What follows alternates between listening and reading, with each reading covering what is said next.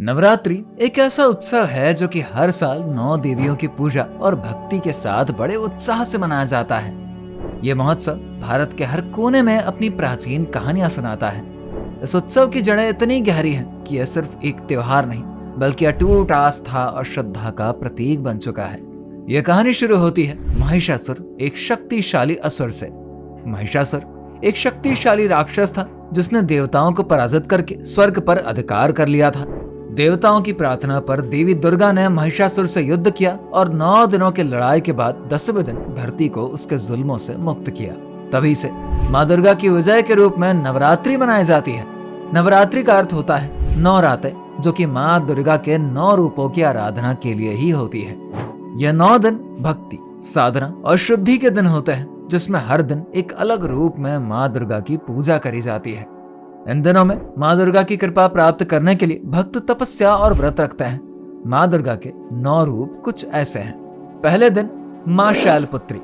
नवरात्रि के पहले दिन माँ शैलपुत्री की पूजा करी जाती है।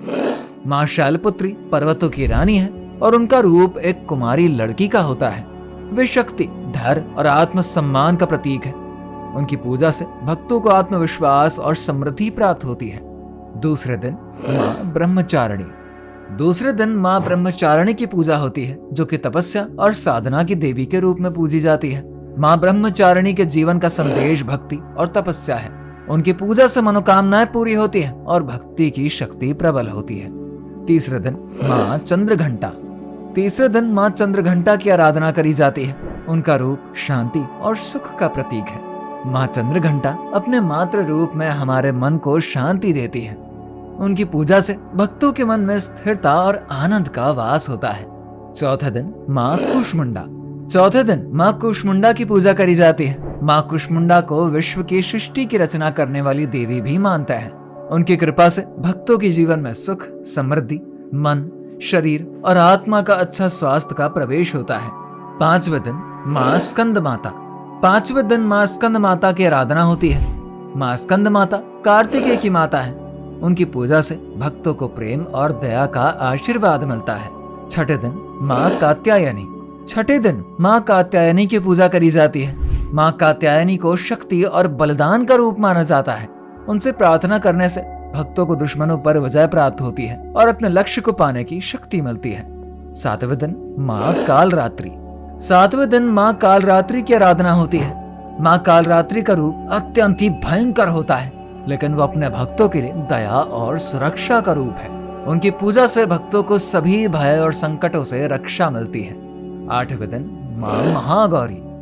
8वें दिन माँ महागौरी की पूजा करी जाती है। माँ महागौरी का रूप सुंदरता, शुद्धता और पवित्रता का प्रतीक है। उनकी पूजा से भक्तों के जीवन में शुद्धता और शांति का वास होता है। 9वें दिन माँ सिद्धिदात्री। नवरात्रि के 9वें दिन माँ सिद्धिदात्री की पूजा करी जाती है।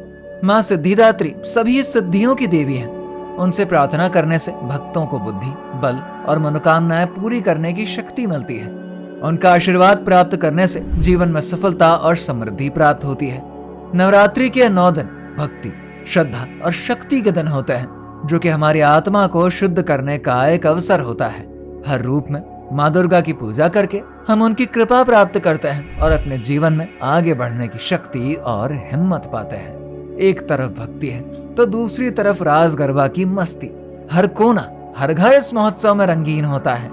दोस्तों और परिवार के साथ मिलकर सभी एक साथ इस उत्सव को मनाते हैं। इस दौरान भक्ति के साथ साथ प्रेम और एकता का भी एहसास होता है। जय माँ दुर्गा।